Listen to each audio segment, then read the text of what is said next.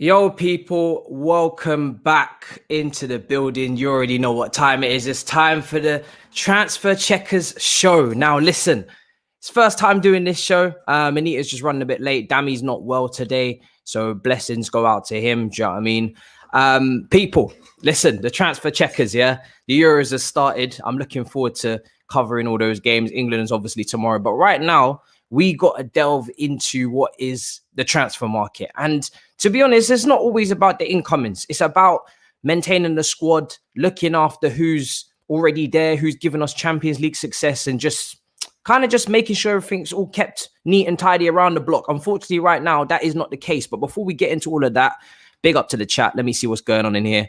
Big up to everybody. Listen, new show for the transfer window. Obviously, the transfer window only just opened. We're only a few days in. It feels like it's been a lifetime for all the transfer rumors going on out there, but it's only just opened up.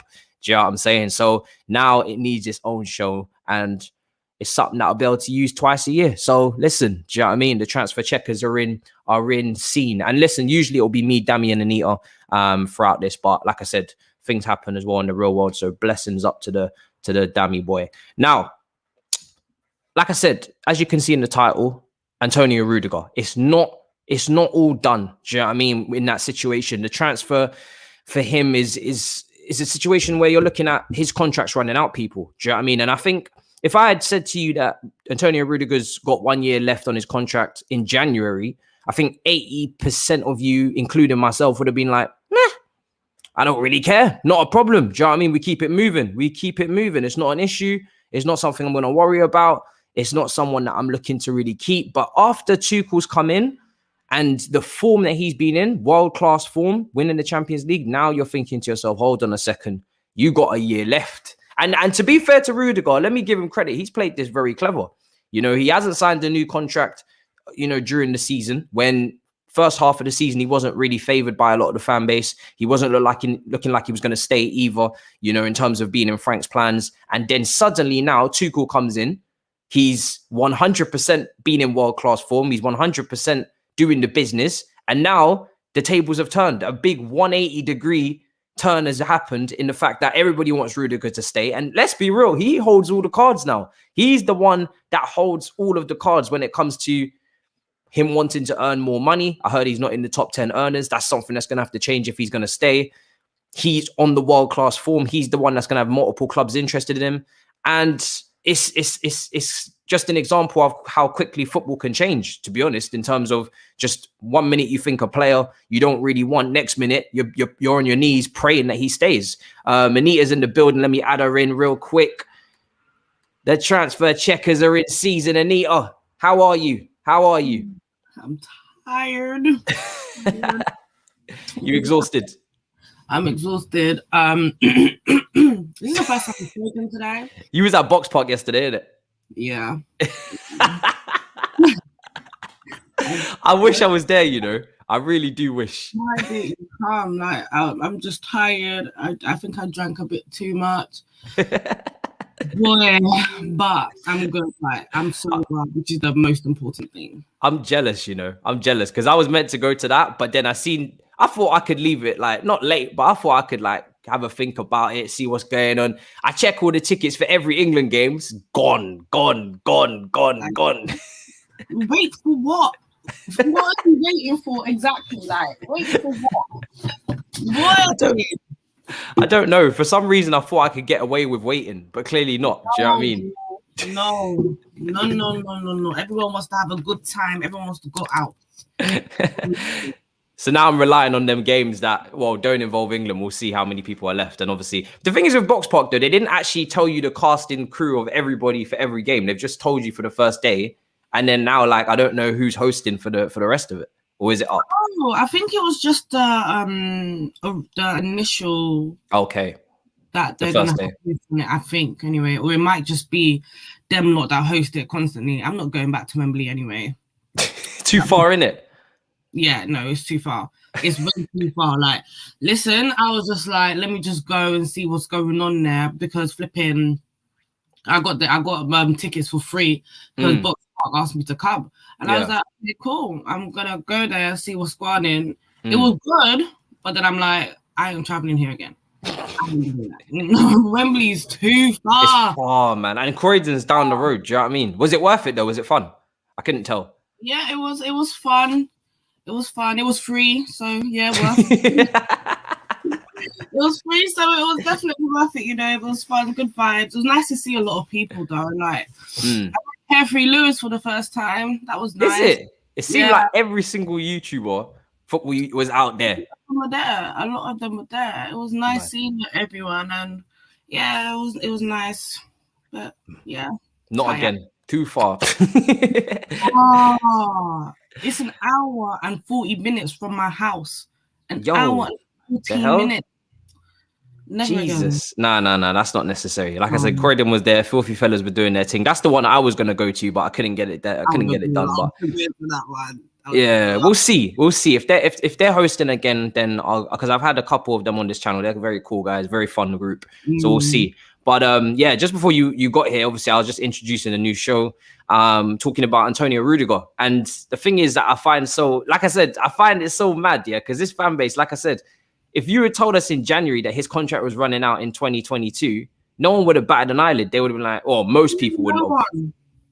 Nobody, like most. And now, how's everybody feeling? You know what I mean? We're stressed. So, I mean, what's your take on the whole situation? What would you do if you was Rudiger? Because he's holding all the cards now. I'm feeling a bit uncomfortable.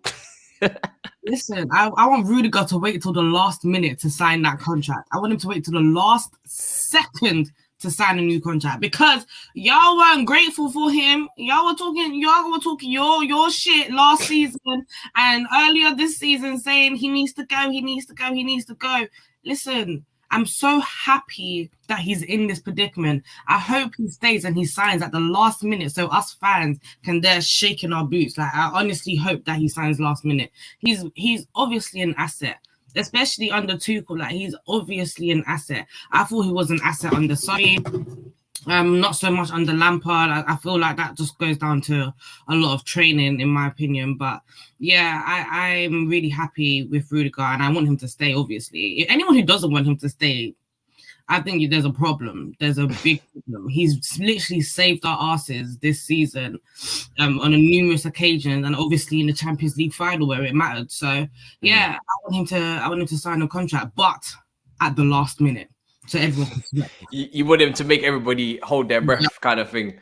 Do you know what's so mad here as well with him is that he's come, like you said, he's come such a long way, Rudiger, because, you know, I didn't think he could ever play at this level of consistently being at a world-class level. I thought, you know, good centre-back, but secondary to what you would need in a Terry or someone who's going to lead. But he's shown kind of everything that you look for. He's been a ball-playing centre-back. He's been playing those brilliant passes like he did in the Champions League semi-final to Pulisic in Madrid. He's been making mazy runs through into the midfield. He's been a leader, beefing people against Leicester. Like, he's kind of done everything that you want from a defender in a back three. You can't really ask for much more. He's always been like that, though. Like, I the whole narrative that he wasn't like that before. Like, I think he used to make a lot more mistakes, no? Don't you think? But that was during Lampard, yeah? Like, everyone fixates on this Lampard journey, and it's like, everything with Lampard, I love Frank Lampard, but all of that now for me is void, because now we've seen the full potential of every player, and now we're just like, we didn't know these players had it in them, you know? Like, I just put it down to mistreatment of how our back four at the time was playing, and, you know, midfielders as well. A lot of people hated Jorginho, and again, mistreatment of the player, because we all know what Jorginho is capable of now. But yeah, that's just how I see it at the moment. I think before Frank Lampard, when we initially bought him, I thought this guy is a leader. He has the qualities of a leader. He was a ball playing centre back as well. Like, the notion that he's only just become that is. It's crazy to me. But the thing is, it's like, it's a David Luiz complex, kind of. Like, when he makes mistakes, they're huge mistakes, so he just looks like a clown. But when he's good, he's really good. Like, when David Luiz was good, like, he was really good. He would have man of the man matches, and that's what I see with Rudiger at the moment. That's the complex we have with him, but I hope that complex goes away and he signs his new contract and he proves everyone wrong. Like, even when he said in the Champions League final, I think he was on Instagram or something, his friend's Instagram, and he was like, "Who wants me to go now?" You're damn right. Damn right. No one wants to go. Look at us. We're here discussing your contract, bro. Look at us. We want you to stay. Yeah. Stay. Like the remontada has been beautiful. I love it. It's mad. I've had to eat mad humble pie because, like I said, for me, I did not see this coming at all from him. Now, I think what's interesting as well, would you have the same confidence if I don't want us to, because I love this formation, especially the way it suits everybody. But if we was to switch to a back four, would you, or anybody, I guess, in the comments, would you have any worries of him going back into a back four? Or do you think regardless of the formation, he's got what it takes to keep this up under Tuchel into next season? I feel like regardless of the situation, he has what it takes. But if we go into a back four, of course, it will kind of expose him a bit more, especially with the runs that he randomly makes. Sometimes I'm just like, why are you mad, bro?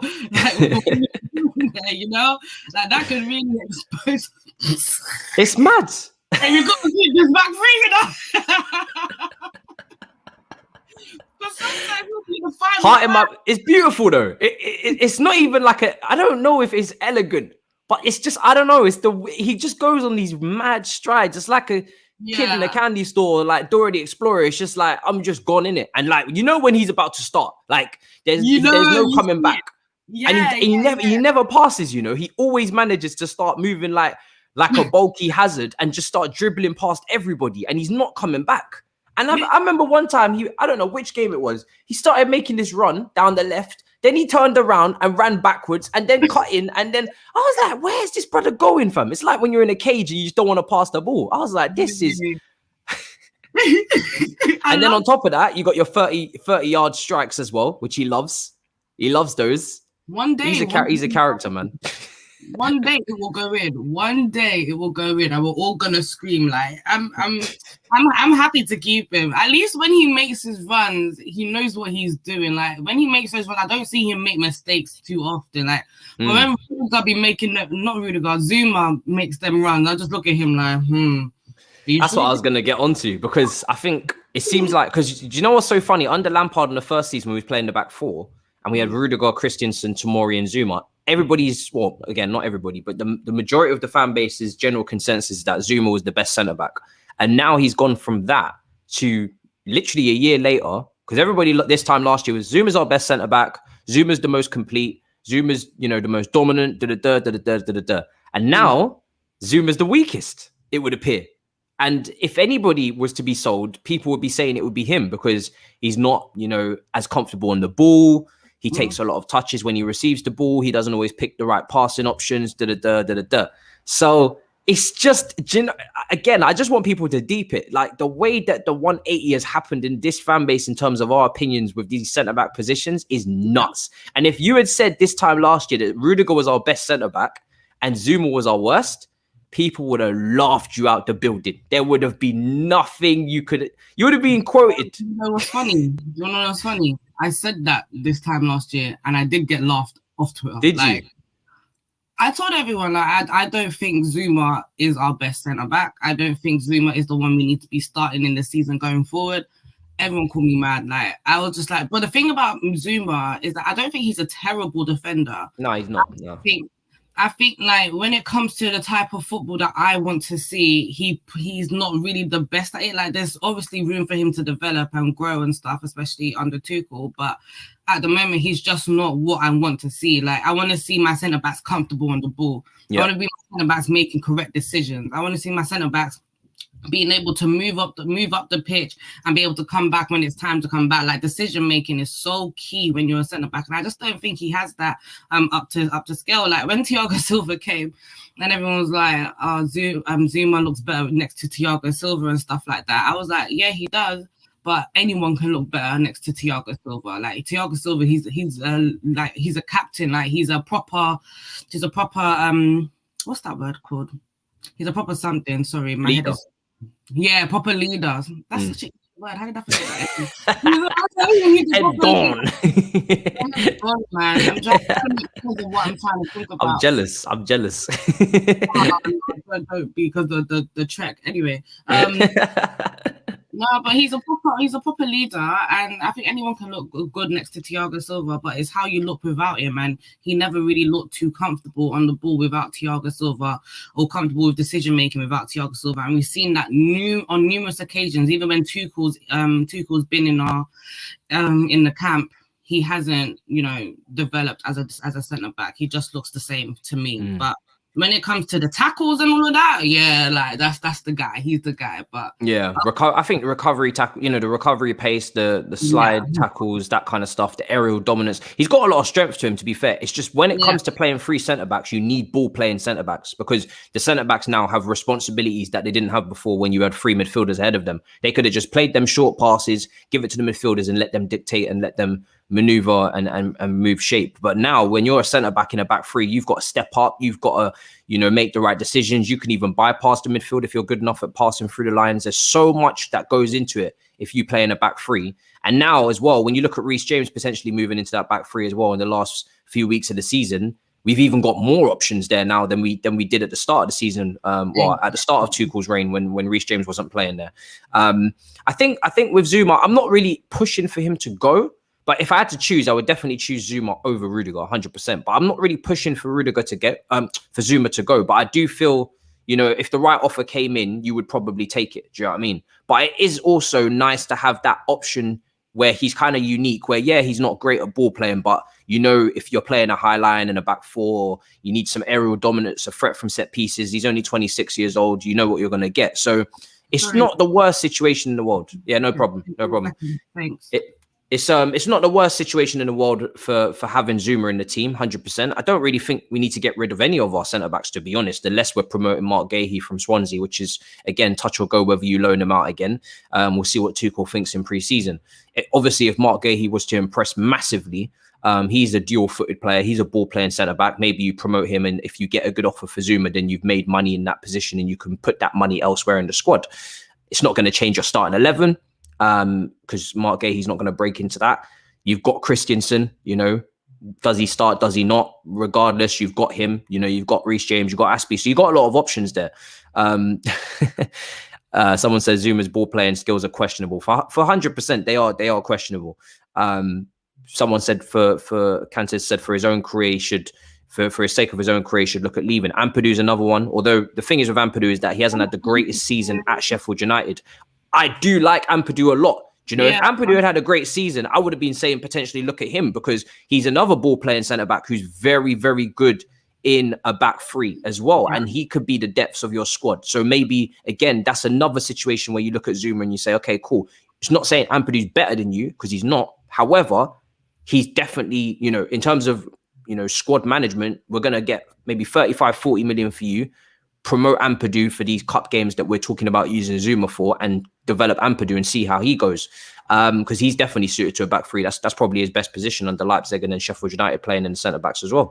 It's just so sad that Sheffield United just had an awful season. Like, it's so sad. Like, I even look at Ryan Brewster and I'm just like, bro, like, I feel so sorry for you. Like, I can't even say that you're not good enough, or you can't be in the, like for Brewster, you can't be in the Liverpool team, or for Ampadu, you can't be in the Chelsea team, because Sheffield United were just that bad. Like, it's so sad. It makes me sad.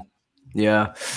But again, I mean, if Rudiger does go, which again, you'd hope not, but it is a contract stalemate that they're stalling at the moment. I think he wants to be paid the top 10 earners at the club. Currently he's not. I think he deserves to be 100%. I know if I was to go and look at those top 10 earners, I know there's players that do not deserve to be earning more than him. That's definitely there. Your likes of, your Keppers. He's outside the top 10, top earners. Oh, wow. Okay. That's why there's such a stalling. Do you know what I mean? Because if you're Rudiger, I think he's 28. Let me just check. I think he's 28, but he's probably 28 turning 29. But he knows, he's 28. So he knows that this is his last big contract, because at Chelsea, then after that, you only get 1 year after you turn 30. So he's probably thinking to himself, I need to cash in. So this is it now. Do you know what I mean? But worst case scenario, and he does go, we've been linked with French centre-backs. I know Raphael Varane is one that we spoke about earlier on in the season before. You definitely wasn't too keen on that one. Do you know what I mean? Listen, there's nothing wrong with Varane. There's nothing wrong with him. There's nothing wrong with him. But I'm just like, listen, how many centre backs do we have? Let's utilize them, man, before we start thinking about buying a new one. Please, let's just focus. Get the striker, get the DM, get the winger. Then maybe we can come to the centre back. Varane is not a necessity. I'm so sorry. He's not a necessity. Very good player. Not a necessity. Thank you. Sorry. And what about Koundé at Sevilla? That's another one that we keep getting linked to. He's quite short for a centre back in terms of like average height. I think he's about maybe 5'10".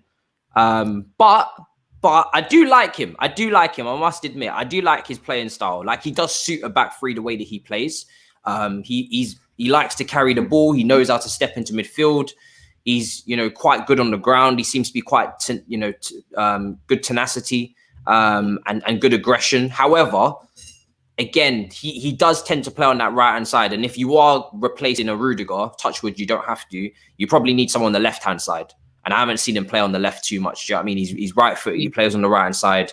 That tends to be the position he occupies. And on that right-hand side, we have Reece James, we have Aspilicueta, we have Christensen. So I think if you are, again, touch wood, you don't have to, but if you are having to replace Rudiger because he doesn't sign a new contract, then you'd have to bring in a left footer for me, or someone who's got experience playing on the left-hand side, because that's where we're weak. That's where we don't have anybody. I have to ask as well, if Rudiger doesn't sign before the end of the transfer window, what do you do? Because he's going into his last year, and it's like, do you keep him and keep negotiating, or do you sell him and don't take the risk? Because he could leave on a free. I mean, again, you hope he doesn't do that, but he could. It's not. If by the time the transfer window ends and we haven't got another centre back, we don't have a choice at that point. We actually do not have a choice. We have to keep him, and they're gonna have to negotiate however they can. I know Marina, she's got it in her, man. Like, she's gonna have to negotiate however she can, and let him. It's probably gonna have to be a Willian situation. Let him go for free, because we need him. If we don't get another centre back, we need him. So it will have to be a let him go on a free, like how we did with Willian. Yeah. I don't think there's any two ways about it. You can't sell. You have to keep and just. You have to keep. You have to. What if you get like an offer of like 50 million? You're still gonna keep? Who gonna pay 50 million for Rudiger? I think. Listen, he's at his value is at an all-time high right now. I wouldn't be surprised, to be honest. I really wouldn't. I mean, he's coming into his peak. He's got at least 4 or 5 years at the top level. I wouldn't be surprised if someone said 50 million. I honestly wouldn't. I really wouldn't. Not in the form that he's in. I'm trying to think of teams who need a centre-back at the moment. That's not in England. I don't think Rudiger will go to another team in England, personally. No, I don't think so either. In the world right now who need a centre-back, probably, I don't know, maybe Real Madrid, but not necessarily. Nah, they just signed David Alaba, didn't they? So, okay, so not Real Madrid. Yeah, seems like he'll play centre back. I mean, I don't know, Juventus maybe. I don't know. Haven't checked their situation in a while. 50 mil for centre back when they ain't got the. I don't think they got peace for that. Yeah, so how many of them? Yeah, so, the market's looking a bit bleak for him there. Yeah, it's like unless a German team comes for him, but I don't know what German team apart from Bayern Munich.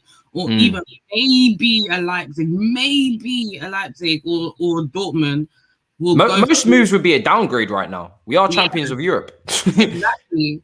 If I'm Rudiger, I already know that I want to sign a new contract, and I will negotiate as high as I can, then just take the contract. Like, if I'm him, this is a good deal. Like, he could win the Premier League for his first time. Yeah, it's true. Season. So, no, if I'm him, I'm negotiating as high as I can, then taking the offer. But obviously, if he doesn't and he goes on a free next season, that's his business. He's not going to get higher wages. So, it's going to lose.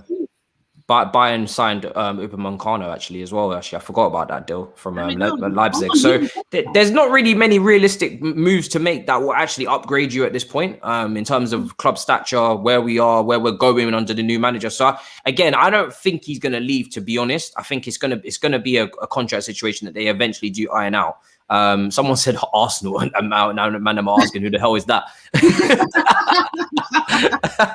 I can see the comments. Man, I'm asking who the hell is that from? Do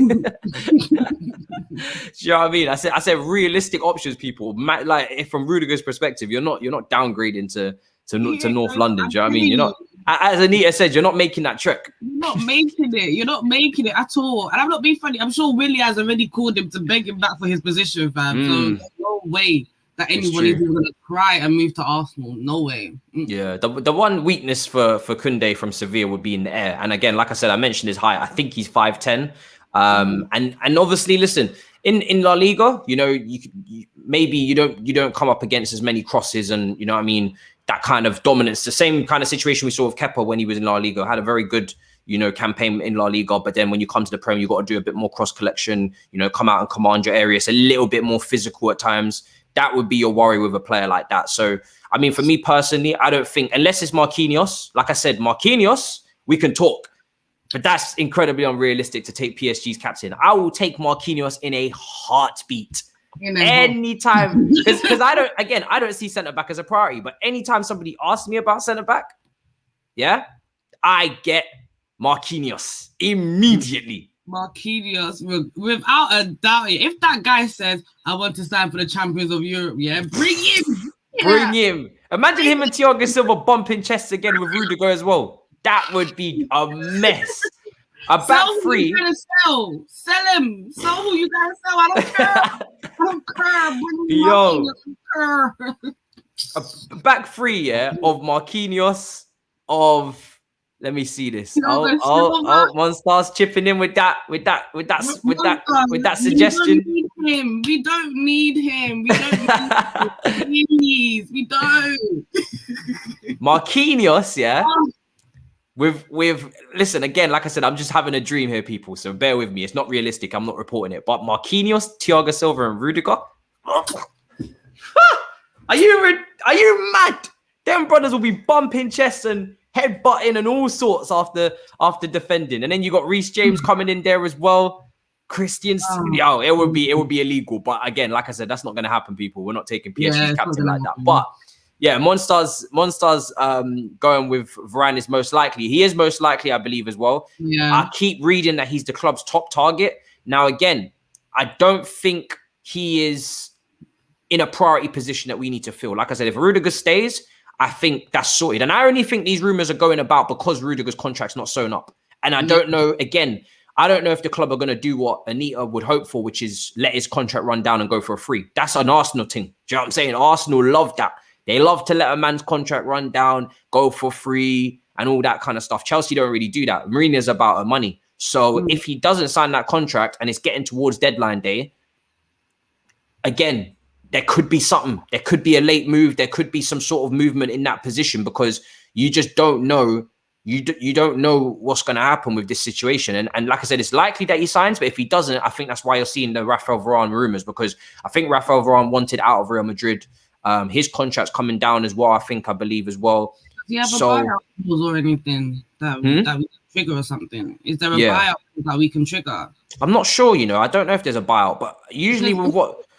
I mean, I think it's mandatory that Spanish teams always put a buyout. So there is a buyout because I think you have to have a buyout in that league. It's the rules. However, what they're starting to do now is they just put out stupid, buyouts where you just would never pay that. So Varane's buyout is probably like 250 million or something. Yeah, so ain't nobody gonna pay that. But the thing is, if it does go to the last minute, I feel like a Varane deal wouldn't be like a last minute deal. It can't be a last minute, especially not when Ancelotti's involved. It cannot be a last minute deal because they're going to have to make sure they have a suitable replacement for Varane. So do you know what? To be fair, they've got Ramos, they've got Alaba, and they've got Ramos is on his last legs. Is he actually? No, is his contract not running out as well? I swear Man United won him or something like that. I swear he was available on a free this summer. But then also, I mean, Ancelotti's coming, right? So that's kind of thrown a spanner in the works because now you don't know whether who he wants. Do you know what I mean? Who he wants to keep. It's a very interesting situation there at Real Madrid with the centre-backs because, again, it kind of relates to us and what we could do. But let me see when Sergio Ramos... I'm pretty sure his contract was expiring this summer. If it is, then there's no way Varane is going. No way. Apparently, he's gonna take a 2-year extension. Okay. He wants a 2. Sorry, he wants a 2-year extension. But whether Real Madrid agreed to that is another situation, and also a pay cut as well. So there's a lot of, again, this is another negotiation that's going on between Real Madrid and Ramos. He wants a 2-year extension, and probably at least equal. Did he sign, guys? Did he sign? Someone saying that he signed. Did he? I don't think so. That would have been all over the news. Yeah, I don't think he signed. Yeah, I don't think he signed, guys. Because if he signed, that would have been big news. That's Real Madrid's. That's Real Madrid's big guy. That's their Galactico right now. Yeah, I don't think he signed. But so that situation's going on. Varane's apparently turning down deals according to the chat as well. So there's a lot going on there. You know, if Varane wants a new challenge, which I wouldn't be surprised because he's kind of completed everything there. Then again, so we'll have to watch this space, people. Like I said, if Rudiger's contract gets done, then for me, I think it's done. Do you know what I mean? For me, I think it's done. But if he doesn't get his contract signed before towards the end of the transfer window, then I think you might start to see a lot more rumors on Varane and something might happen. But yeah, I would prefer that he stays because I'm not too keen on bringing a new centre back unless it's Marquinhos. Obviously, the earlier links in the week as well was, you know, Hakimi, Erling Haaland, all that kind of stuff. I mean, what was your take on all that? Because that was a big, I'm getting baited. Yeah, cool. I seen that in the chat. Yeah, he hasn't signed a new contract. That was you, I think, that said that in the chat. The guy that said I got baited. Stop your nonsense. Stop your nonsense. That's my game. Stop that. I knew he didn't sign a new contract. I was like, what are you talking about? I was like, I ain't heard about no new contract. Stop your nonsense. What did you make of the Hakimi rumors? Because I think everybody's kind of unanimous on Haaland at this point that, yeah, we need Haaland, get Haaland done. Under no circumstances can we afford to go into next season without getting an Erling Haaland. Do you know what I mean? But what's your take on Hakimi? Because everybody's kind of had a debate on this one, and it's all up in the air at the moment. I don't know why there's such a big debate. Like, at first I was a bit like, is this really going to work? Like, what about Reece James, etc., etc.? But then it's like, I kind of see the angle because I've seen people break it down, like Reece James moving to that right centre-back role. I wouldn't mind that personally. I don't think that's anything on Reece James. Like, I think Reece James can play that right centre back role, and Hakimi as a right wing back. Like that would be awesome. That would be amazing to have those two options, especially because they're both attacking threats, and this can strengthen Reece James's defensive ability. So I'm all for it. I don't see what the whole kerfuffle is about. Bring me Hakimi. Aspilicueta. He's past his prime. He needs to rest. He loves the club so much. He's probably going to retire here. Yeah, but you want to give him a bit more rest now, innit? Let's look after him. Yeah. Look after Papi Aspi. He's won everything. He's actually won everything. Yeah, he's won everything. He can win. He's won everything. Let's give him a rest. Let's get him on the bench. He's still a solid defender as well. Let's get him on the bench. He can be swapping with Reece James as Reece James continues to develop his ability. As Hakimi adapting to the league. You can rotate. Like, do you know what I mean? People need to remember you can rotate. We're in 6 competitions next year. Yeah. Hakimi at right wing back. Reece James, you know, if you followed me on this channel consistently, you know I've been pushing Reece James at right side centre back for a long time in the back three. And I think it's the perfect matchup for me. I think Hakimi brings things on that right-hand side that we don't have. I mean, Anita, is there been times this season where you think, right wing back, we could have got more. We could have got more out of that position in terms of the dribbling, the finishing. You know, even if you're talking about someone who can pam goals, you know, Hakimi's got good finishing. Really does. Great finishing. And this is no disrespect to Reece James at all. Like, I think Reece James, when it comes to whipping in balls, he's second to none. Like, he's amazing at what he does. But regardless, missing that person that can just cut in and just finish. And Hakimi can do that. Like, when nothing is going... One star. When nothing is going well... when nothing is going well and no one's giving any end product, Hakimi can cut in and deliver something out of nowhere. I was just there for the opening event, man. I won't do nothing that you wouldn't do. How about it? No, but yeah, I'm happy with the Hakimi thing, man. I'm really happy with the Hakimi thing. I want him to come. Do you know what it is? Yeah, for me, it's a clear sign of not only sticking to the formation, which I'm really liking and enjoying, but it's also a clear sign of backing Tuchel, and that is something that I'm big on. Do you know what I mean? How many times do we as how many times do we not get exactly what the manager asked for? We get our own version of what they wanted, like a Morata to a Lukaku under Conte. Imagine if, again, Conte, I don't think was ever a long-term guy. He's a very angry youth. You know what I mean? He got a lot of pent-up aggression, and he's not really screaming long-term to me anyway. But if you had given Conte Lukaku, look at what he's doing with Lukaku at Inter Milan. You can clearly see this is a guy that he's wanted from day dot. I think even Lukaku may have even fitted in better than Diego Costa, because Diego Costa's quite a ruffle your feathers kind of guy, and so is Conte. So like that was always going to be a bust up, I think, eventually anyway. Do you know what I mean? And I think, and people forget, before that argument that people always blame Conte for about, Costa, getting that text message and he didn't get in, he wasn't getting the love and the vibes to stay because he was out in Brazil kicking ball, and the next thing his phone is pinging off and it's time to leave. People forget mid-season in the title charge, Costa was linked with a move to China and was entertaining it.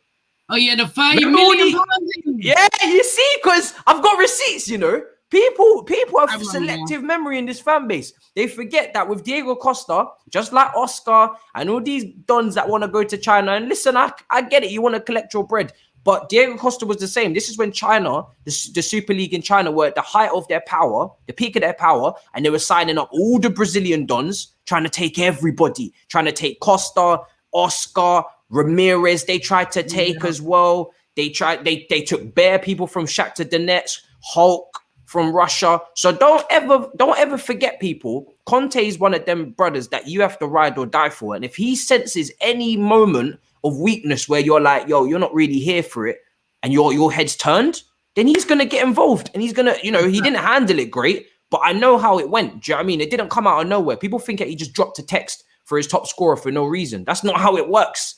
Do you know what I mean? I remember that January. A whole text message, though. That was deep. That's deep. I've never had anything like it. Not even like a conversation one-to-one. Man didn't even pick up the phone and call him. He sent him a text message. Apparently, it was even on WhatsApp. So it was even a WhatsApp message. WhatsApp messages are free. Nah, man, I'm sorry. That was too disrespectful. But Conte, ticking time bomb. He was never going to last. I think he wanted the Atletico move the year after, from what I can remember. But I know that China move was on the cards in the 1st January. We signed him. Obviously, we signed him a bit prior. But that summer when we was top of the league, and that China move came in January, that's where he was looking to move. I don't know about after where the Atletico thing come. Maybe the Atletico thing was under Marina. I don't know. Maybe it was under Marina. I have no idea. But I know the China one was that January. So yeah, like I said, but if you don't back your managers, then you set yourself up for drama later on. And if Tuchel said that his priority, obviously our priority as fan base is striker, and then maybe some people will say DM. Would you say wing back? I mean, what would be your order of priorities, Anita? Oh, I've said it several. Striker, get a DM, get a winger. In that order. That's my order at this moment in time. And the thing is, I say striker because we need someone who's going to be finishing all of these chances. And this whole we score as a team thing is nice and cute or whatever, but it ain't going to happen next season. If we want to win any more titles, I can't be sitting at the edge of my seat waiting for that one goal and then for us to sit back. I don't want that anymore. I don't want that no more. We need a striker. We need a DM. We need someone that can just hold. Now, I'm not like, I understand that people, there's this whole debate of what Kante is, what Jorginho is, and all of that. Let's just get someone who breaks the debate and can just hold. I just need someone to hold, please. Just be a holding midfielder. That is what we need. That will bridge the gap between defense and midfield. I need that. Yeah. Lastly, a winger, because I'm just not sure how fit our wingers are going to be next season. No shit. Yeah. No shit at all. Because if I start saying names, everyone will say I haven't done that. Do you know what it is? If we stick with this formation, it doesn't have natural out-and-out wingers. It has like inverted wingers. So Mason Mount comes into the conversation. Kai Havertz comes into the conversation. I think, and Hakimi can play wide as well.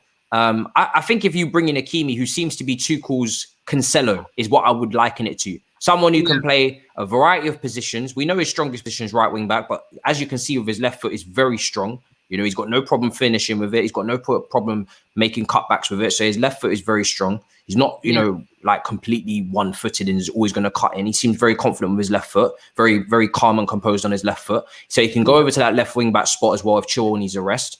And he seems to be that guy that has worked under the manager before, understands the demands and the instructions and things like that, etc., etc. So if he's got that as his priority after the striker, because I don't think anybody, you know, is going to take any other position over the striker after what I've been witnessing this season. But if that's his second priority, I'm not going to be too mad, because yes, I want a DM 100%. That's my second priority. But I've seen this midfield can cope without one in this system. So if we stick with this system, I don't know if you're shaking your head or you're not too. No, I'm telling you, I read a comment in the comment section, and someone said, Anita, you don't understand football. Having a striker means we'll have issues with the overall game. What does that mean? What does that mean? I don't know. You see that meme with the lady with the calculations all around her head? That's me right now. I'm just trying to figure it out. The hangover as well. The hangover with the numbers on this. I don't understand that. What does that mean? It doesn't make sense. What team doesn't benefit from having a top striker? I mean, you can have false nines and whatever. It's the profile of striker. It's not. That's probably what you mean. It depends what profile of striker we get. But if you get the right profile of striker, then you score goals, right? No, and if you don't get the right profile and you need to tweak a little bit, then Tuchel is more than capable of doing that. I think we underestimate just how good Tuchel is. Look at Pep, look at Klopp. They can make adjustments if need be. Do you know? Yeah. They can make little tweaks if need be. And if their system is so superior that whoever comes into it not only either flourishes or has to flourish because the system's that good, like you saw with a Pep and a Klopp at times, you know, over the last few years, then so be it. You know, the striker will have to adapt. That's what coaching's for. So yeah, I think if you had a little bit more of an inexperienced manager, then it's more crucial that every single player is world class and every single player is perfect and all this kind of stuff, and they 100% fit what they're trying to do. But when you've got someone like Tuchel who's a thinker and has a variety of formations up his sleeve and a variety of different setups and can play and is very pragmatic and knows how to either attack when he needs to attack or defend when he needs to defend. He's a very balanced coach. Very balanced coach from what I can see. Do you know what I mean? And you only have to look at PSG, you know, and Mbappe and Giroud arguing and whatnot to say to yourself, oh, so this is why he couldn't win the Champions League at PSG, because these brothers are always arguing, them divas. Do you know what I'm saying? Them divas at PSG. Listen, put some respect on Giroud's name when you talk to my brother. Do you know what I'm saying? Nearly going to be all-time. Like, what is kerfuffle? What is it? What is it, man? I don't know. You know, Drew's already apologized for sending shots in the media. But listen, just, you know, Mbappe, you know, I know you're the golden boy and whatnot, but just respect the new all-time leading goal scorer for France coming soon, you know? Just respect. Just respect. Coming soon. It's not a tag that many get to say. All-time leading goal scorer for France coming soon. It's gonna happen. Like, man's just bagged 2 goals, so you can't tell me it's not going to happen, innit? It's going to happen. That's Henry, yeah? Trezeguet. All these brothers that he's eclipsed. Have some respect. Divas, fam. Divas. And this is where it is at PSG. It's just drama. It's like following MTV. It's just drama all the time. You know what I mean? It's not necessary. It's like Keemstar over there. It's like this. Keemstar would have an absolute field day covering PSG. Do you know what I'm saying? I want to see an all or nothing PSG edition, man. I would love to see that. I want to know that goes on. Yeah, but this is why this is why coaches like Poch and Tuchel, they need teams, people that will work together. That's that. You as a coach, you'll always take that over the individuals who think that they're the sun, the moon, the earth, the stars, the whole lot. Because yes, you have the individual ability, but unless you're gonna bail me out every single time like Prime Messi, which you're not, then I don't know what you're doing. Do you know what I mean? I'm telling you, the days of one-man shows are over. Unless your name is Ronaldo and Messi in your peak, I don't want to hear it. You're not going to do it, bro. You're not. You're simply not that guy. And this is why I was so, you know, not happy, but I was cool with us moving away from the one-man show with Hazard, because I felt to myself, as long as we invest correctly and we build a team, then we will survive. Life doesn't end. do you not think like bringing Haaland in kind of debunks all of that? Because then that's because he. Do you know why I say no? Because he's not capable of doing like he's not Neymar, he's not Messi, he's not Ronaldo, he's not capable of running like from the halfway line on the wing and take it. Like he's not capable of being greedy. Do you know what I mean? He has to be a team player. He's there to finish the moves off, but in general play, he's decent, he's good, but he's not one of them brothers that can hog the ball and dribble past everybody. He has to be a team player. You know, he relies on service. He needs service. And as you saw in that Man City game in the Champions League, when he didn't get any service, then, you know, of course he couldn't score. Do you know what I mean? He's not Hazard. He's not Messi. He's not one of these guys that can take the ball from the halfway line, dribble past this, that, and the third, and put it in the back of the net and be that guy. Or, you know, he's not on all set pieces. He just doesn't carry that aura. Do you know what I mean? He's just a winner. He just wants to win. So, yeah, I think the most of our goals will come through there, but I think we'll still be having loads of team goals where he's in the box or he's making a dash to the box. You know, when he puts his head down and just... he'll be doing that. He'll be doing all that. You know the Naruto runs, like that's what he does, man. It's so sick. Like he just puts his head down, just like, I love it. The anime runs, he's so fake. Oh, bring him. Yeah, bring him. God. Bring him, fam. Do you know what I mean? He'll be the brother to finish the dinner, but the general play will still run the same. You know, it's not like we're gonna focus all of our traffic into him. Of course, for the final part, of course, you want him on the end of everything. But in terms of general play, you're not just gonna be like, to the right, to the left, okay, we go to Hazard. Okay, we go to Messi. Okay, we go to Neymar. It's not. It's going to be a balanced team because he's at the tippity top of it. So it's still. Do you know what I mean? The traffic is still flowing. But yeah, man, I just think we need to back Tuchel. Too long. I mean, too many times I'm hearing people say, "Oh well, Hakimi, he will only fit into a 3, and you know that's a risk." I'm not going to lie to you. Liverpool and Man City's board. They did not think about whether that, you know, Pep and Klopp's targets will be useful after they're gone, because they're not planning for life after they're gone, because they're planning on keeping them. And that's the mentality and mindset we need to approach Tuchel with. I know it's not easy, Chelsea fans. We've been burnt many times before. Do you know what I'm saying? It's like playing with that fire in school, the Bunsen burners, and then someone actually switches the flame on. You're like, yo, hold on a second. What's going on here? Do you know what I mean? It's a shock to the system. But we have to just run it like as if it's a longevity thing. We have to. You have to run it like that. That's the only way you can actually get longevity out of it. If you start trying to play all these short-term cards and going against your manager's wishes and saying, "Oh, I'm not going to get this, I'm not going to get that," because we don't know if you're going to be here, it's not going to work. It's not going to work. I want a manager for 4 years. Please, just give me one for 4 years. Let this be Tuchel. I'm tired of every 2-3 years having to go on YouTube and figuring out who our new manager is, getting into them, what they do, what they don't do, and stuff like that. Like, I'm tired of it. Let me keep Tuchel for the next 4 years. Give him what he wants. Let him make it work, and then we move. Like, if we think about this a lot differently, if the Chelsea board give the manager exactly what he wants to start off with, I'm sure Tuchel, he's good at working with what he has, like he's proven with our team last season. He's good at working with what he has. He can be that manager that lasts for a longer time than just 18 months or 2 years. Like, I'm tired. Every 2 years we're changing managers. For why? Let's just give him what he wants and let's keep him. Longevity. Come on. Do you know, like, for me, I'm of the notion that he is the best chance at longevity. And when I say longevity, I don't mean Sir Alex Ferguson, people. That's never going to happen. I don't mean Wenger. That's never going to happen. And I don't think it's even healthy for that anymore in modern football, because you do need a change of power. It's like presidents. You get 2 terms and then you bounce regardless, because you need something fresh. You need fresh ideas. It gets stale. But I think, you know, you'd hope for 4-5 years, one of them ones. Do you know what I mean?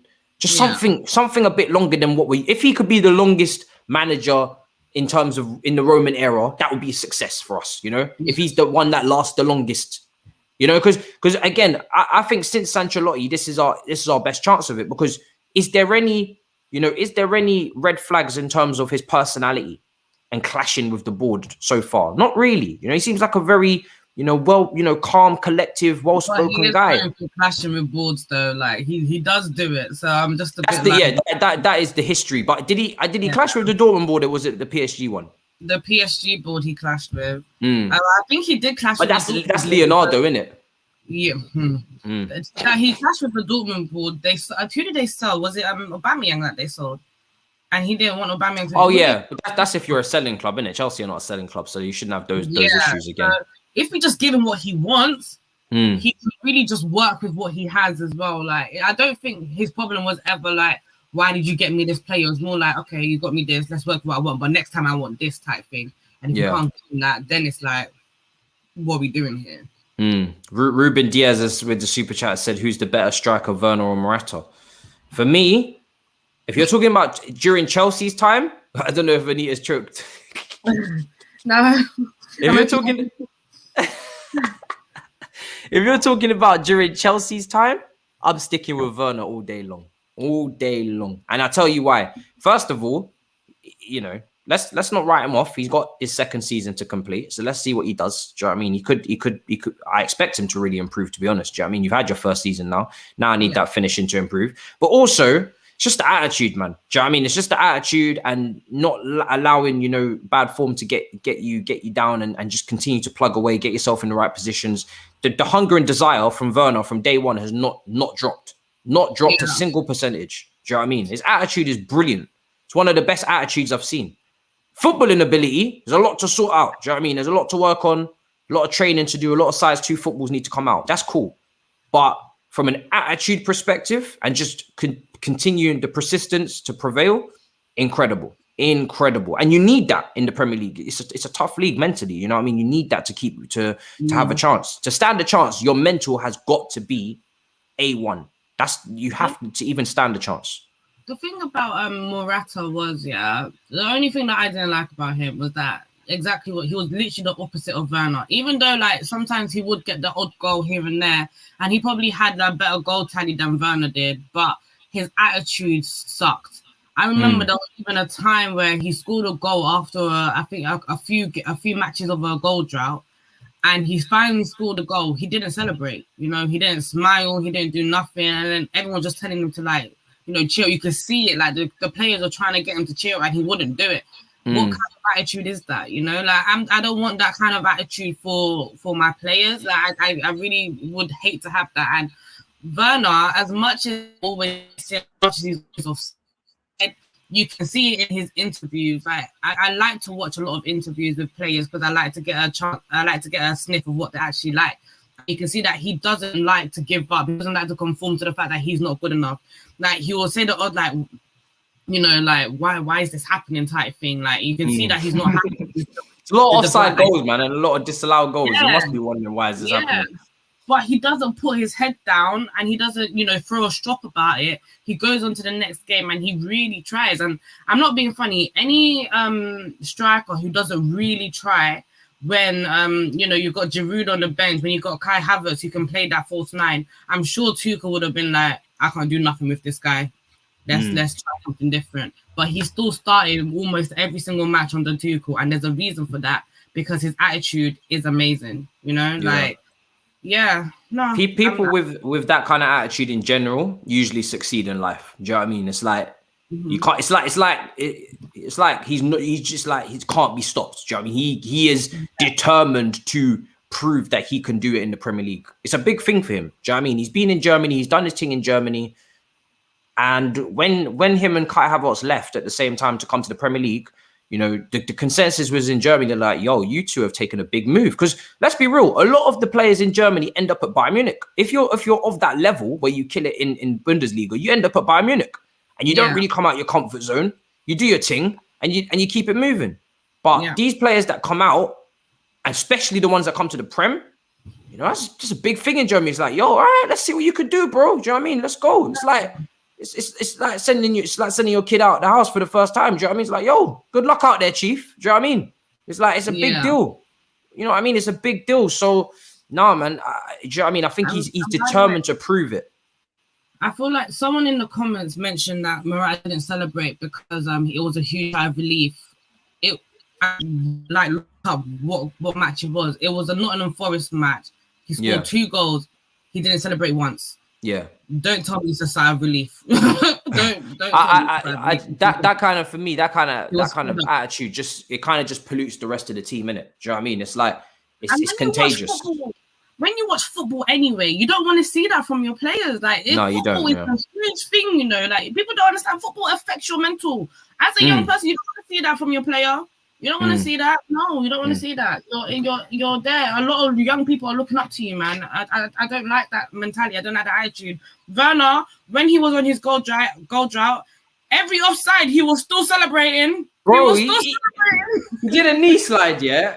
Ting was called offside, and then later on, I'm seeing he's being substituted. The camera pans to him, man's just like this dancing because we're about to win the match. I'm just like, this brother is, he's just happy. He's happy to be here. He's happy to know that he's making an impact. At least he's got the highest assists. He's got something to his name. Like, I like him. I really like him. I really do. Because like I said, he frustrates the crap out of me. But what balances it out is that he is so likable. He really is. Like every time he drops one of them performances where I'm like, yo, what are you doing, brother? He always does the interview afterwards, good day or bad day.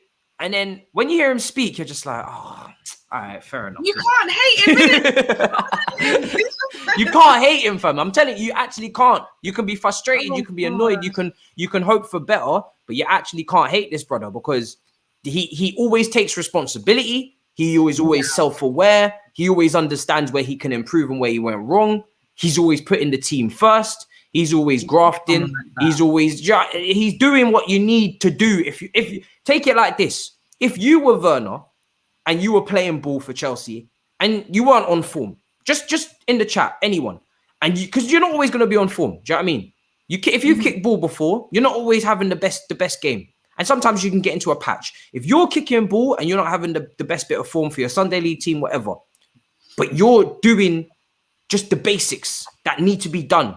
It's like work. You might not be having the best of times, but your manager can see you're not really doing, you're not really doing well, but you're just doing, at least you're getting the basics done. Do you know what I mean? You're still trying, you're still putting in the graft. Everybody in any walk of life, in any part of society appreciates that. Do you know what I mean? Because it's not always every day man's going to be on form. It's not like that. So at least you can come away from a Werner performance and say, you know what? At least this brother shows that he gives a damn and he's definitely doing all he can to get back into form. Do you know what I mean? He's not in form, but he's trying to get back into form. And that's all you can really hope for. Do you know what I mean? And if he is selected a lot when you feel like someone else should be selected ahead of him, one thing I've always said is the players do not select themselves. You know what I mean? If you're not happy that Werner's starting 3 games in a row when he hasn't scored, I'm not going to lie to you. That's the manager's problem. That's the manager's fault. It's not Werner's fault. He went into work, he trained hard, and he got selected. He didn't pick himself. Sage says, trust me, he's going to need that Naruto run in the Premier League. That was to Haaland, yeah. He is. I'm looking forward to it. I'm really looking forward to it. You man that spam in the chat, I'm not going to lie to you. It's summertime now. I know we was in lockdown and, we couldn't go outside. Now Box Park is open. Restaurants are open. Central London is popping. It's sunny outside. I don't know why Liv is getting this right now as well. Do you know what I mean? I feel like you guys definitely now need to go outside. You can definitely go outside now. Like, honest to God. And before, if I had told you that, it would have been against the government advice. So I would have been doing a disservice. But now you can legitly go outside. Do you know what I'm saying? Actually go outside. Take a walk, get some fresh air. There's no need for all of this. Adrian says Donnarumma to PSG almost completed. Should we expect Haaland saga to really start now that Raiola will give him more time to negotiate? First of all, Donnarumma to PSG is a good bit of business for PSG. Obviously, Navas is a player that, I think he's been underrated for a long time since that World Cup for Costa Rica. Even Real Madrid, when they brought in Courtois, I was like, when we got rid of Courtois to Real Madrid and we couldn't get Alisson, I said, why did we not get Navas? Why did we not get Navas in a swap plus some money? Because the other guy was willing to come to Chelsea and pay out his own buyout clause. That's why. Look at us. I was so annoyed, I was like, why didn't we get Keylor Navas? Do you know how good that guy is? So underrated. Underrated. So, yeah, look, you've got Donnarumma at PSG now. That's their long-term guy. Does it mean that Haaland, Raiola, listen, I don't think it changes anything. It's not going to change the speed of the deal for me. I think Haaland, and this is why I say, even though Hakimi might not be your priority, Chelsea fans, he's going to get done probably first if Chelsea are serious, because he's the easiest one to do. So It's not, oh, we need a striker, so we'll get the striker done first, then we need a DM, we'll get the DM done next, then we get they work on multiple deals at once. You know, it's multitasking. So Haaland, that big ass deal, 150 M's, that's gonna take a while. That's gonna take a while. You know, bare creases for that 150 M's. You gotta iron that out. You see how Real Madrid have been wanting Hazard for seasons. They've been ironing it out. That's a kind of deal where every time the deal gets sent back and forth, there's extra little clauses and, you know, Ballon d'Or if you win this 10 million. And if you win, you know, get into team of the season, Champions League, extra 2.5 million. Because everybody's trying to do add-ons. Do you know what I mean? Everybody's trying to do add-ons. Everybody's trying to make sure that they get their money. Dortmund are going to try and make sure maybe they get even a sell-on clause. They might even add that in there. So if we don't meet their ask, do you know how much detail goes into these deals, people? And if we don't remember, Dortmund are really good at these deals. They are. They are. I respect it. They are experienced in these type of deals. Look what they did with Dembele to Barcelona. Man, they are experienced. We're not playing with no mugs, you know. It's gonna take. There's even rumors that it might take even up until next season, and it's one of them ones where I don't know if I have the pictures for that, but let's try and get this done. Let's try and get it done. But I think, you know, like sometimes I think people just think to themselves, oh, like it's just FIFA. And you could just go into the negotiation room. There's two people sitting across from each other, and you just say, "You want 120?" And then he just says, "No." Okay, you want 130? No. Okay, you want 135? Yes. Okay, deal done. Shake hands, and then we walk out. Like there's so much that Chelsea need to negotiate with Dortmund. Then they need to negotiate with Erling Haaland, and then they need to obviously Raiola on behalf of Erling Haaland, and then they need to negotiate with Raiola separately for agent fees, and then I'm sure Alfie, I'm sure big man Alfie is gonna get involved as well and say, "Where's my cheddar?" You're potentially there's four, like honest to God, there's potentially 4 parts of this transfer: the player, the transfer fee, in terms of the club, the wages for Haaland, the agent fees for Raiola, and maybe a little bit of cherry on top for Alfie, the dad. That's 4 different compartments that you need to negotiate numbers, and you need to negotiate fees, and there could be disagreements and back and forths. And then on top of that, if Chelsea are going to add in a player, which has been rumored, a Tammy Abraham, that's another deal. Because then now, first of all, you got to establish what Tammy's worth and how much that takes off the Haaland deal. Then you've got to establish if Tammy even wants to go to Dortmund. And then Tammy's got to negotiate with Dortmund and his representatives and his agents. Do you know how long this takes? And people, bro, this is a whole Fast and Furious.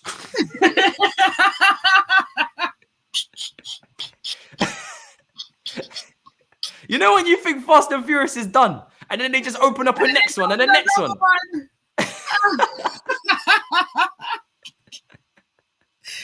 I'm too dead. It just keeps going, fam. This just never ends, fam. And I'm seeing people on Twitter like, I haven't heard anything today. I wonder what's going on. I hope nothing's gone wrong. What do you mean? These brothers have got to go home, and they got to go home and sleep and take their 8 hours. And then they got to do other things as well, because they're not just doing this transfer. So they're doing about maybe 3 deals at a time. Bro. And they're doing maybe 4 or 5 outgoings. And they're looking for Billy Gilmore loans so they can bring in the DM that you need. And they're trying to look at what club suits Billy. Do you know how much things are going on? There's so much to consider. And the thing is, you'd think that Haaland will be quicker because he's not in Euros. Like, he's not in Euros. He can literally negotiate head on. Like, this should be quick, but guys, don't think about it. 150 M's plus a player. There's 10 different negotiations that need to happen before they can even come to a contract. Then there's contract negotiations. And remember, it's Marina we're dealing with here as well. The one that got quoted 80 million M's for Chilwell and brought it down. Do you know what I mean? She doesn't play. The one that got 60 million from Oscar from the Chinese. Like, that's mad. From the Chinese Super League. That's mad. Do you know what I mean? Like, she is the one person that is going to make this a long thing as well. Do you know what I mean? It's not, she's not Man United who will just offer any wages and go ahead. You can take your 350 bags for a goalkeeper on a per week. She's not going to do that. She's not going to do that. Because then Roman's going to be knocking at her door saying, yo, why did that amount of money just come out of my card? What happened there? Why did I just get a notification on my Apple Watch saying for 150 bags up front for Erling Haaland? Well, you couldn't negotiate that down, and then she's gonna be in trouble. Do you know what I mean? It's not gonna work like that, people. It's not gonna work like that. Sage says we all know Werner had a better season than Kai. Yeah, he did. He did have a better season than Kai. He did. Andrew, Timo did a knee sleeve fully knowing he was offside. I don't think he knew, you know. I don't think he knew. It was the handball where he was celebrating. You know, bro, it hit your hand, bro. Yeah, but you know what it is? It's like acting. You know when something's gone wrong, but you just want to style it out. You just want to style it out. Because if you make the celebration realistic and you really get into it, then the referee's going to be like, oh, yo, maybe it wasn't a handball because this brother's really into that celebration over there. Like, he looks like as if he's really done it. I think VAR has ruined all of that for us. There's no more acting. VAR has ruined it all. They ruined it. Oh, my goodness. Listen, he's a bit shameless, but I love him for it. Do you know what I mean? I love him for it. I love it. Love it. Yeah, people got to remember how much goes into these transfer deals, man. There's a lot going on. There really is. Before we wrap up, yeah, because I don't want to go on too much longer. But did you get to see that performance yesterday from Italy against Turkey in the opening game? You did, of course you did. Unless you was drinking and living and. I was still drinking, honey. I was still drinking, but no, like I saw our boy Jorginho doing the madness. Like he seemed pretty good, but to be honest, I barely watched. It seemed exciting. I liked, the 3 goals were great. Jorginho involved in the last goal. Great. Yeah. It's like you seen the highlights, isn't it? It's like you seen the highlights. Yeah. Literally, you were there, but you seen the highlights. Yeah. Like I was just trying my best to concentrate. There was a lot of commotion though. Like there was troops there, expressions. Them brothers are loud. I've spoken to both of them on this channel. They're loud. Do you know what I mean? Everybody knows that. So there's just a lot going on in it. You got Thai there, and then there's food. Yeah, there's food. There's drink. There's Pippa. There's Robbie. There's Turkish. There's everybody. It's like there's so many. Like I've never seen so many. You know what I mean? Football content creators in one room. It's probably nuts. For me, yeah. I think I switched off when I started seeing how Turkey were playing because because I'm gonna cuss everyone. Everyone said dark horse. The first 15 minutes, I was like, "What am I looking for?" I wasn't too sure what I was looking for. What is it because of Sionchu? What the defender? I was so confused. I was like, okay. So there's Insigne and Mobile over here, and I'm looking out for Sionchu. All right. It just didn't make any sense to me. Mentally, I switched off. I was like, yeah, I don't think I can do this. But the England game on Sunday, all of the Portugal, Germany, Spain games, yeah, I'm going to be focused on them, fam. Those are the ones that I'm going to be focused on, those are the ones I'm going to be focused on. Going to be You're going to be watching Southgate with an iron's fist. I can't wait, I actually can't wait for England, even though I'm not really confident. I've kind of downplayed it because I don't want to build up my expectations because I don't really want to do that after what I've seen. And then the World Cup was a bit of a fugazi as well, as I keep saying. I love to say that word when I mention England. So yeah, I'm just going into it just like, whatever, vibes, innit? Vibes. I'm looking forward to the England-Scotland game. That's going to be nuts. No, I think England, Croatia. Do you know what I want to see? I want to see blood. I want to see revenge. Like, I need that revenge. I need to see is Modric even? I think Modric definitely. Modric is there. I want to see him put in a spliff. That's what I want to see. I want to see all of that because what happened in the World Cup, my hat. And you know what? When you have the opportunity this time, square it, my guy. I know you. Yeah, Harry. Just square it, my guy. Yeah, Harry. Please. Harry, do you know what? Yeah, I got a lot to ask of you, Harry Kane. Yeah, square it like Anita said. Don't be hogging and all this. Yeah, just square it. And second of all, don't drop deep. If Grealish and Foden and Mount all start, which is unlikely because I think he's gonna. I think Southgate's gonna pick a runner, whether it's Rashford, Sterling, or Sancho. He's gonna pick a runner. Personally, don't think he even knows how to use Sancho, but hey, he's gonna pick a runner. But if you do somehow start Grealish, Foden, and Mount, Harry Kane, I'm not going to lie to you. This isn't Tottenham, my guy. You don't need to drop deep. You don't need to drop to the halfway line and start doing playmaker. We've got playmakers. Stay in the box, on the edge of the 6-yard box, and start pamming them finishes into the side netting. That's all we want to see from you. You're a striker. I don't want to see the ball going into the box and Harry Kane's in a central attacking midfield role and he's not in the box ready to score because he was too busy doing build-up play. When Grealish is there, when Foden is there, when Mason Mount is there, you're going to start clogging up again. You're going to start creating traffic. I'm not even trying to. I think every single time, do you know what? Yeah, we're going to apply the congestion charge in London rule to Harry Kane. Every time he drops deep, find him. I'm so dead. That's so dead. Find him. Find his backside. No facts. I don't want to see him coming from deep anymore. Like I'm tired of it. Let's leave him up top. Let's get him the golden boot again, man. Let's do it. Let's do it. Oh, God. All of our midfielders are capable. All of our midfielders are wingers. They're all capable of getting the ball and carrying the ball. Every single one of them. Harry doesn't have to do any of that. I don't want to see it. I don't want to hear it. Gary, don't let that happen, please. Please. Is he an MBE now, isn't it? I'm expecting more. Sterling is. Henderson. Everybody's an MBE now. Yeah, I want to be an MBE. I want to be an MBE. Yo, send me my MBE. That's fine. I'm gonna lie. MAH MBE for the YouTube channel name. That's not too bad. Not too bad. Do you know what? You know what I do want as we close up? I applied for my verification on Twitter. I am dead. You never know. You never know. You never know. It's just 99% faith and 1% chance, It's the same as Vinicius Jr. said. For me, yeah, but I'm gonna apply. This is 100% banter because I know it's not gonna happen. No, I think if you're associated with enough big companies, you've been on Sky Sports, I forgot I didn't use the link because you can apply again if you don't get it. So, but you have to wait like 2 weeks or something. So I didn't use the right link. I probably should use the 5 Live link. In 2 weeks. What's going to change? They're taking bare long, Jack. Hurry up, bro. God damn.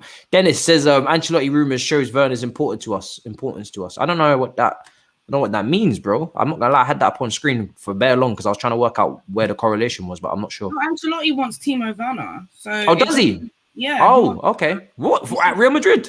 He wants Timo Werner. Yeah, no, you're not gonna get him after one season, Well, he said he's open to taking it, and that actually will show his importance. Like, okay, sick. You know what you need to do, Carlo? Fix Hazard. There you go. That's your job. Don't worry about. Don't worry about bringing in our players. Just fix Hazard, fam. You just focus on that. Do you know what I mean? You don't need to fix Hazard, fix Gareth Bale, do all of that. Do you know what I mean? You're in there to do a Bob the Builder thing. Don't worry about bringing in our players. We're not doing any of that. Timo's staying for one more season at least. Kante, Kova, Jorginho is a gift from God. We need to use this midfield free next season. I don't want them all starting at the same time. It's not necessary. 2 at a time, rotate. Bring in a DM, that's 2 positions. Yeah, done. Finished. End of conversation. Yeah. You keep those 3, bring in a DM, loan Gilmore, get serious. 4 players that are capable of starting. I can all do the job, different little chemistries and whatever. Let's see who finds the best partnership. They're all, you got 3 winners of the Champions League. Bring in a DM as well. Let's go. 4 for 2 positions. Let's move. That's it. Do you know what I mean? That's it. We were linked with Verratti, by the way, but I don't want to say nothing. I don't think that's happening. If it does, though, would you be happy? Would you be happy? I'm not saying I would. I'm not saying I wouldn't, but we'll leave that for next week's show when Dami's back. Find out next time. Yeah. Let me leave that. Especially if the links get more concrete. Anyway, people, like I said, welcome to the Transfer Checkers show. The new show over the summer will be keeping you up to date with all the transfer links. Listen, it's not just going to be Chelsea. If something happens in Europe, like I said, Donnarumma, all these things, we kept it to Chelsea for the first one just to get you guys warmed up and feeling cozy and rosy and whatnot. But next week, when Dami's back as well, touch wood, wish him the best. You know what I mean? Like I said, wish him blessings. He's recovering right now. Do you know what I mean? So good luck to him there. Do you know what I mean? Feeling a bit sicky. So people, make sure that we're giving them blessings there. Make sure that you're tuned in. Like I said, every Saturday at 12 o'clock lunchtime, we're going to be doing the show before the Euro games as well. We're going to be doing all the transfer news that's going on. Obviously, mainly Chelsea, but if something big that interests us around Europe, of course, we're going to get involved and listen up, see what's going on there. And like I said, Dami and Anita will be joining us. So we're gonna be doing that. That's the new review gang now. So bless up everybody. Yeah. Anita's link is in the description. It's hot, Anita. So hot. Bloody hell. My mum's cooking stew as well, so I can just... Yo, it's hot. It's hot, man. Make sure you guys, check out Anita on Twitter. Follow her up. Do you know what I mean? She's getting Box Park. She's covering the Euros on the TV screens. Yeah, everywhere. Do you know what I mean? You're going to find her, bump into her regardless. So make sure you go and follow her up on Twitter. Make sure you subscribe if you're new. Smash the likes. Hope you guys enjoyed the first show. And I will see you guys tomorrow again for more content. Like I said, my iMac, I want to keep you guys updated. Like I said, I was meant to be bringing you more videos. It's not just a roundabout. I've got 2 more video series to shoot, a transfer video series and a Euros one. But my iMac currently is in Stratford getting fixed. So once I get that sorted, which hopefully I'm going to ring up these people today and say, where's my equipment? If that's all fixed, then I don't know why that switched off. If that's all fixed, hopefully then I can bring you some more videos and I can bring you videos with the streams. We got Liam Tooney joining us on Tuesday morning. Transfer news from the Athletic, maybe Simon Johnson as well together. Might do a double header there so we can speak to some journalists and get some info. Rafa Hoinstein, we're talking. Do you know what I mean? Maybe next week, maybe people. And of course, the roundabout as per usual. So the content is coming thick and fast. Make sure you go and follow Anita, the Gold Diggers as well. Go and check it out.